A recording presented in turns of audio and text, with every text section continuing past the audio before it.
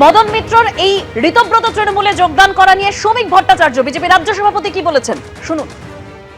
ও lovely Madan Mitra রঙিন চরিত্র। মদন মিত্র মানেই রং, মদন মিত্র মানেই প্রাণ, মদন মিত্র মানেই উন্মাদনা, মদন মিত্র মানেই বদল, অবস্থান বদল বলতে পারবো, ওটা ওদের ঘরের ব্যাপার। তবে তৃণমূলের সৃষ্টি লগ্ন থেকে মদন মিত্র ছিলেন। কলকাতায় মঞ্চ মদন মিত্র বাদ দেন, খাবারের প্যাকেট মদন মিত্র জোগাড় করতেন, এটা আমরা জানি। তবে মানে সেই মদন মিত্র ছিল অন্য, আর এই মদন মিত্র এদিক ওদিক যাতায়াত করছেন গুলিয়ে দেওয়ার জন্য, তো এগুলো চলবে।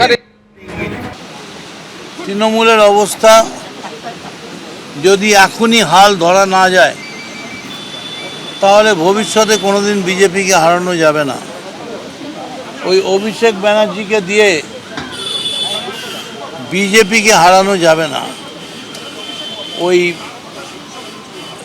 হিটলারি কায়দায় প্লেন থেকে নেমে কোমরে হাত দিয়ে 4 তারিখ দেখে নেবো হুইসেল বাজবে, এসব করে হবে না। আমি ভয়ে যোগাযোগ করলাম, আমার তো ইডির থেকে ভয় ছিল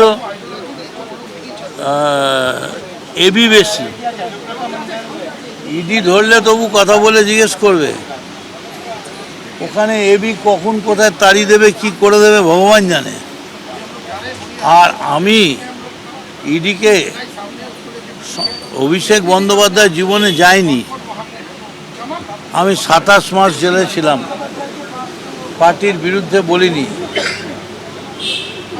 সমস্ত রকম সহযোগিতা করব,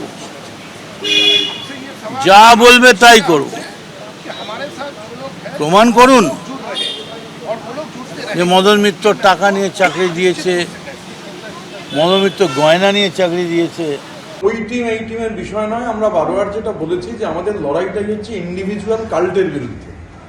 আমাদের এখানে আপনারা শুরুর দিন থেকে জানেন, আমরা বারবার বলেছি গোটা লড়াইটাই আধিপত্যবাদ, সেই আধিপত্যবাদ কায়েম করবার চেষ্টা, তার বিরুদ্ধে একটা কালেকটিভের লড়াই। আমরা একটা কালেকটিভ, সেটাই আমাদের পরিচয়। এবং মদন মিত্রের মতো বর্ষিয়ান রাজনীতিবিদ, দীর্ঘদিনের এমএলএ,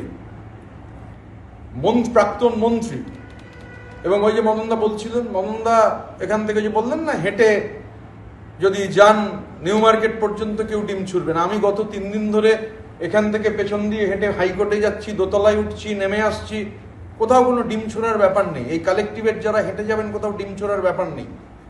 স্বাভাবিকভাবে এটা একটা কালেকটিভ। মদন মিত্রর মতো বর্ষিয়ান রাজনীতিবিদ, তিনি আমাদের এই কালেকটিভে যুক্ত হওয়ায় আমাদের কালেকটিভ আরো শক্তিশালী হল। এবিপি আনন্দ, এগিয়ে থাকে, এগিয়ে রাখে।